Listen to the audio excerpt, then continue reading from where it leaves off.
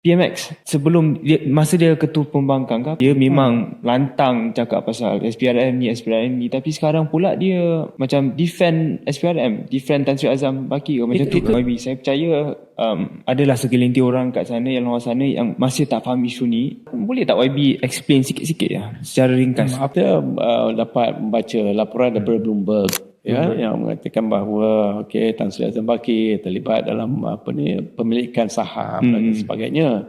Dan kita tahu pejabat-pejabat awam dia ada hak dia untuk mempunyai saham dan sebagainya. Jadi apabila keadaan itu memberi gambaran bahawa pelanggaran sebagai pejabat awam itu telah berlaku dan kita rasakan bahawa mungkin ada terlibat dengan perkara-perkara lain dan sebagainya. Dan kita merasakan bahawa ia tidak boleh kita tutup mata sebelah lah.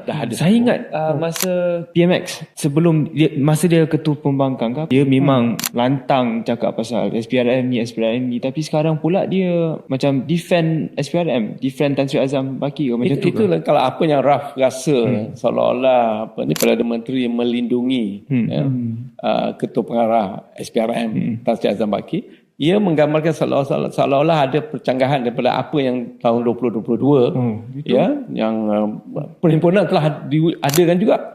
Beberapa kenyataan telah dikeluarkan pada tahun 2022 berkaitan dengan Tan Sri Azam Baki juga. Itu sebabnya kalau perasan pasal Tan Sri Azam Baki ini, kita pun berpandangan bahawa tidak perlulah sampai 3 kali dilanjutkan kontrak untuk pengarah SPRM ni kan. Maknanya lepas kita menang tahun 2022 23 tahun 23 dilanjutkan, 24 dilanjutkan. Jadi kita merasakan bahawa apa yang kita sebut pada tahun 2022 tu tidak kita kotakan lah. Kalau apa yang kita cakap sebelum kita jadi kerajaan, kita masa pembangkang, lepas kita kerajaan kita ambil pendirian yang berbeza. Jadi rakyat akan menilai lah. Betul. Betul.